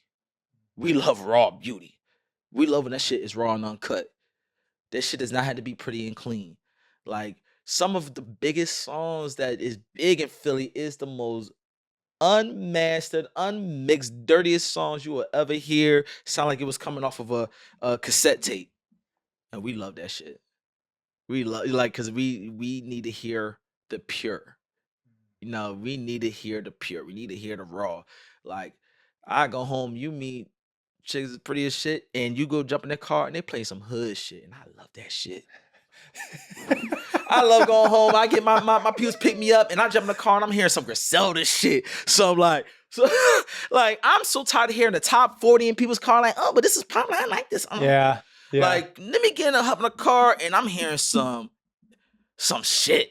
You know what I mean? Like, I'm hearing, like, not mixed normal tracks. No, I'm talking about them gutter tracks. You know what I mean? Like, I miss that shit. I do miss that shit. It's like you just hop in people's cars and it's like they're not being proper. We in our gangster lane and you're going to hear tracks. You're going to hear some dirty tracks and they coming from people you would least expect it from. So, I mean, I do miss that about Philly, though. This has nothing to do with Philly, but like you know, like those old 3-6 Mafia albums, like that, you know, that before they blew up, that underground hip hop, or even take it down to you know, Cash Money Records when they were coming out. Man, that era was so great, man. Like that, like where I know streaming and digital, you know, of course it can spread quickly and stuff, but there was a purity to that, and the life you were in, of that. I mean, promotion was everything for that mixtape, for that album. Like the mixtape era, I miss that bitch like a motherfucker because I love mixtapes. The mixtape, because the thing, like, again, us being so close to New York, we would get some shit. Like, I've had songs that I know to this day never came out. You know what I mean? Like, I had a bootlegger. I had a few bootleggers I used to go to. One guy, because people used to know that I used to get instrumentals because I was rapping. So all the bootleggers knew, like, oh yeah, get him the hip hop joints, instrumentals. I had my first apartment up in North Philly behind Temple. It's a block called 16th and Susquehanna. So everybody know North Philly, know exactly where I'm at. So my first apartment was there, and when I used to walk down on Susquehanna, well, I can speak about this now because none of these buildings exist. Nobody can be, you know, incriminated. I don't know who's alive or dead, but there used to be some crack houses on my way to my crib. And I knew one of the dealers up there because he was just a cool old head dude. I mean, he looked like Capone from Capone and Noriega, but just like a little overweight. And he would see me every time and like we'll chop it up, and he caught me buying mixtapes from somebody else. He was like, yo, come fuck with me, man. I get that shit for you. He's like, yo, my nephew, he a DJ or something. Like, he didn't know, he didn't care. He's like, he just want to make money. And I got it. He's like, look, man, I see you some shit. I see all the time, man. I could how much you want? This motherfucker said $3 for a mixtape. Best believe I was in that crack house the very next day. So I'm walking in, and I'm not talking about some like, oh, no, I'm talking about smoked out. I'm talking about smokers getting hot in the bed right next to you, around you, all that shit. And I'm just in the one room just going through CDs. Don't mind me. Right. I'm smoking all the fumes and all that shit. Motherfuckers look at me like, hey, yo, you guys, man, get the fuck out of my way, man. Oh shit! Oh, DJ Clue! Oh, shit. And the crazy part was he had exclusives, but he didn't know what the fuck he had. He was just he was just trying to make money. But whoever his nephew was, oh, that motherfucker was the plug. So I'm going to him because I'm like, yo, this dude got some exclusive shit for $3 and he don't know how exclusive his shit is. He just trying to get rid of shit, but he don't know he got the hot shit. So like at least 2-3 times a week, and I had to slow down because there were some smokers that started to recognize me and they thought I was a smoker too. I had to cut that quick. But yeah, I was going to a crack house buying mixtapes for like a good year or so. Yeah, and that shit was heavy. And then I found my man Los. Shout out to Los or Flo. He became my next bootlegger, but he was amazing. I've never met such a professional bootlegger a day in my life until I met Los. And when we say bootlegger, you're talking people that are getting the instrumentals for you. No. Just CDs in general. Just CDs in general. Just CDs in general, get copies and everything else. Because everybody will have like, you get the blank CD, the cover might be Xerox or whatever. People might have wrote on their marker on what it is, but not Los. Los will give you a book, like a vinyl book. It will be in plastic and it will be clear, hard paper of all the mixtapes, the covers, the titles, and everything. He had it so organized. And then he had it directly from the DJs. So like DJ Clue, DJ Red, Envy, Stretch Armstrong, Cosmic Kev, all of them. He got it directly from them. So his CDs were official. Like it wasn't just like a burn CD. Like he had the press, all that. And he would just be going down, like we had a street called South Street. He'd be like, yo, got the new DMX, new Memphis Blink. Yo, come check me out now. And we would run up to him. He have a boombox, start ciphers. I'm over here rapping with, you name it, I'm rapping with him. We'll start ciphers, buy the CDs, and he'd be like, pass the book. Everybody going through the book. Y'all want number 5, number 3. Like you ordering like a menu. Let me get the number 3, the number 2, and number 5. Okay, that'll be 15. Wow. Organized. And that's my man till this very day. But during his prime, I will say this, because I know he's doing acting and all that now. But he was the king bootleg. Was nobody, till this day, I've never seen nobody as organized as my man Flo. Had all the greatest mixtape. Like, I had a Jay-Z song that still ain't come out to this day. Till this very day, that song didn't even make life. And I had that on a mixtape. Like, some of my favorite songs are songs that are not commercially popular, that never came out in any project. Like, again, I'm talking about Jay-Z. Favorite Jay-Z song is a song called Addicted to the Game. Hardest Jay-Z bars in my life that I can relate to. And nobody in public knows that song unless you're a true Jay-Z fan, or you like in the tri-state, we played these songs on the radio. Like all them street songs and everything, we play that shit on the radio. Like it's nothing. All the local rappers, we play that shit on our radio. Like it's nothing. It's not the top 40, top 50, top 100. You get that during the day. Let the workers get that shit out of the way. But then 12 o'clock noon, you get the 12 o'clock mixtape. Oh yeah, we playing some shit on the radios. And then let the weekend come here or after hours, you're gonna hear all your locals. You're gonna hear the street shit. You're gonna hear the stuff that you're not gonna get just on the regular fly. So we were like, I think us in New York is blessed with that, because there's been times I went to New York and turned on the radio and I heard shit I swear I never thought I was gonna hear on the radio ever till I went to New York. I'm like, damn, y'all playing that? Damn, that's why on the radio. Oh, it's 5 o'clock. Okay, I can live with this. You know what I mean? But I think that's our world. We're very musically inclined. Very musically inclined. Yeah, well, this has been a ride, man. Like this has been a treat. Like truly, is there anything else that you want to talk about, or anything? I'm just an open canvas. Yeah.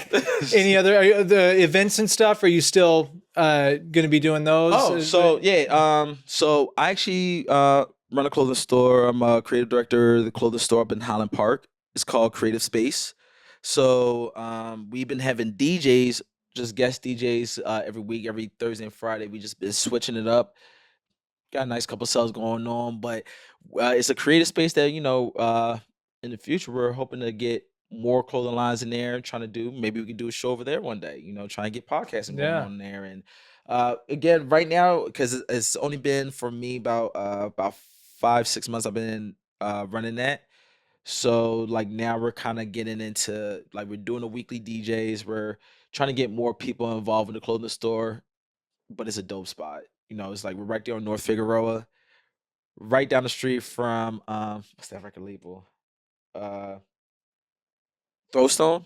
Throwstone Records. Okay. We're literally right up the block from them. So, just had people come out. It's 5720 North Figueroa. Just come out, check us out, check our clothes out. We got a lot of shit on sale. A lot of guest DJs. We even sell art, have different events. So that's been my heavy thing with creative space.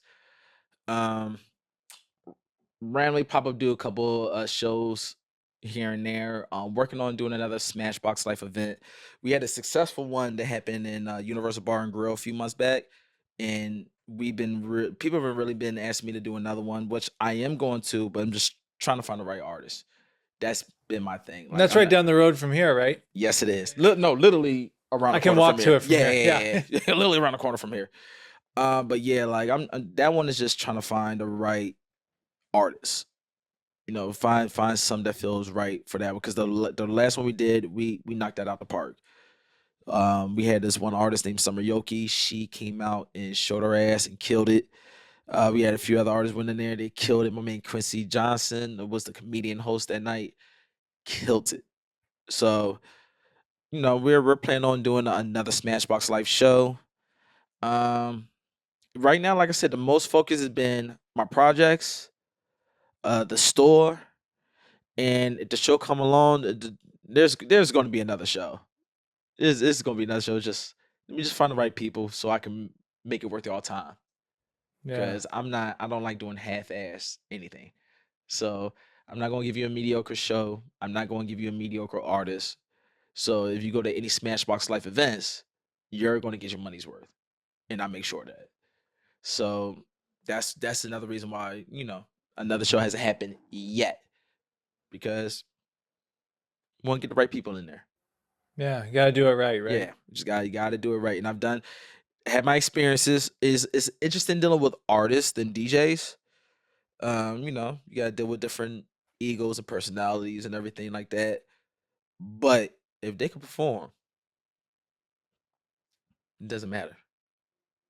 All the ego shit can wait till later. But if they know how to be professionalize and they can perform, say the ego shit for the next person. Yeah. Real simple. Yeah. No, I love it. I love it. And Eric, do you have any final remarks, questions? No, I went to the Eagles Rams game the other week, and it was fascinating because there's probably more Eagles fans than Rams fans. Every time. It shows you about, that's pretty cool. Again, we're a super passionate city, man, and I love it. I love when football season comes around, especially out here because I'm around more people who are from Philly or Jersey. And Jersey people stop claiming Philly just because you're talking to somebody, they don't know where your part of town is. If you ain't from fucking Philly, stop claiming it. Say, I'm from here. Where is that? Oh, if you're familiar with Philly, I'm outside of that. But stop claiming Philly. Then you run across a person like me, and I'm like, wait, where you from? Oh, I'm from Saddleton. You are not from Philly. Or you'd be like, oh, yeah, I mean, no, I'm technically from East South Jersey. You are not from Philly. Stop it. Stop it. But I love our passion during football seasons because it's like being an Eagles fan is special because we go through the ups, the downs. Like if Philly loses, we all lost. We're not having a good day. If Philly wins, we're having a great day. If Philly won on some bullshit where, we won, but we shouldn't have won, we will tell off. And I think we're the only city the fans can get the players fired or the coaches if we really don't like them. Like, we speak loud enough where it's like, yo, we want you out of here. The fans will get you out of here. We want to be represented right. We want to fucking win. We're not like the rest of these cities. Like, yo, because when we win, this is affecting the whole city, jobs, everything. Like, this is more than just reputation. You know what I mean? This is our community. This is like, yeah, we deserve that win on anything. We are a dog town. We are a dog town. You know what I mean? So, yeah, it's different I love that they call us obnoxious. I love it. You know what I mean? Like, our theme song is "No one likes us and we don't care," and we really don't. You know what I mean? Like, give a fuck about your feelings. We gonna try to get this by any means necessary. But at the same time, makes us different as fans is that we hold each other accountable. We hold our players accountable. We hold our coaches accountable. So it's like, like, if Jalen Hurts did some bullshit on the plate, he knows, like, any sports player knows when they're in Philly, once they fuck up, they're about to get it. They can't go to the grocery store. They can't go to no fucking restaurant and thinking they ain't going to get it. They're going to get it wherever. And if we really don't like you, like when Ben Simmons was playing for the Sixers, he ran the fuck out of here because the name Mr. Softy was coming heavy at his way. Everybody kept calling him Mr. Softy. So it's like, we're a passionate city. I love when football season come around because it's like, again, being out here, it's that little piece of home you get. I miss our ignorance. I miss our shit talking. I miss being cursed out by a random sometimes. You know what I mean? Like, when I go home and I see somebody, I'm like, yo, the fuck out of here. Da, da. I'm like, oh, see. Like one time I got home, I was downtown somewhere, and it was a group of white girls going to the club, and I think the Uber driver was about to no, they was getting off the Uber, and a taxi was like going around them, but almost hit the car, whatever. First thing came in the girl's mouth, yo, what the fuck, you dickhead? Yo, watch your dumb shit, you dickhead. I was like, see, I'm back home. This shit I miss, yo. Like, genuine people. Yeah, just genuine shit. You know what I mean? Like, people just checking a heartbeat. You know what I mean? I come home, some people will still check me. You know what I mean? Like, and I think that's what I'm passionate with. I'm like, for me, I can't speak for everybody, but the city literally raised me. You know what I mean? I'm like, I could tell you so many Broad Street stories from sunrise to sunfall. I can tell you, like, I learned certain things in life, not by my parents or siblings or, things like that. I'm talking about the old hit from down that block, or that old lady, or that bum over there. No, they're the ones who taught me X, Y, and Z. So, like, when I was young, I never forget, I was about to get on the bus. I jumped from this lady. This old Muslim dude pushed me back. Little young boy, like, yeah, let the lady get in first. Yeah, let the lady get in first. Then you get in last. But you better make sure they good. Now, I don't know what they do from can of paint, but that's what I learned from.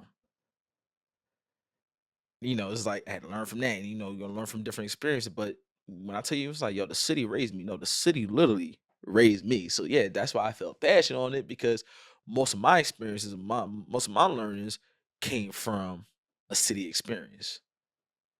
So, yeah, that's what I probably feel like. That's why I get passionate with that.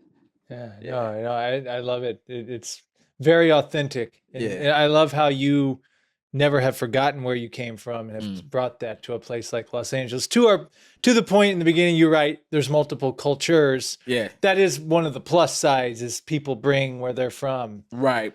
to this place. You know what I mean? Like, you go to a neighborhood over here, it's a completely different area. Go over here, different people come from all over. Right. Oh, yeah, you're in Glendale? Oh, that's where the Armenians are. Oh, yeah. That's a little China, little Tokyo. Like, oh, exactly. Okay.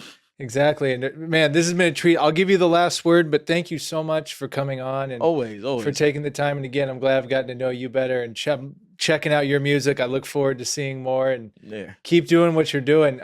Where can people find you online? Where are all the places people can go to check out you, your music? Real simple. So right now, music wise, I've been going direct to consumer. Got my stuff out of streaming like beginning of this year, I think. So, Killamind.com.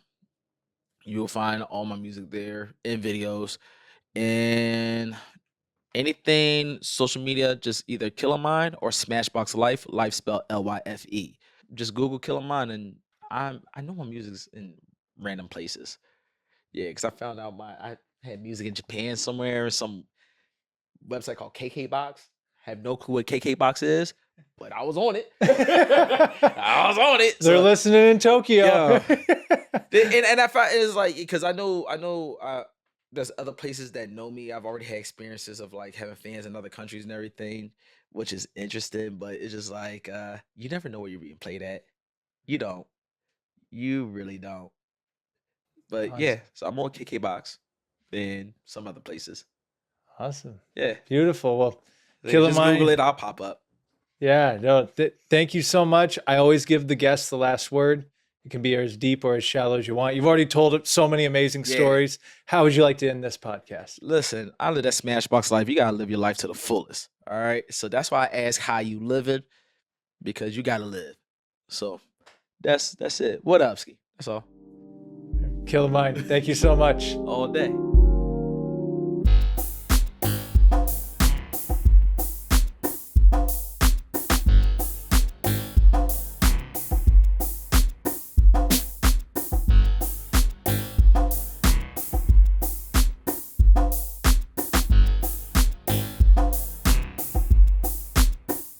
Hi, everyone. Sam Dever, the Sam Dever Podcast here, and I just want to thank you for checking out this episode. To watch and listen to future episodes, be sure to follow us on Spotify and Apple Podcasts, and subscribe to our YouTube channel at youtube.com/@thesamdeverpodcast. Thank you so much. See you soon.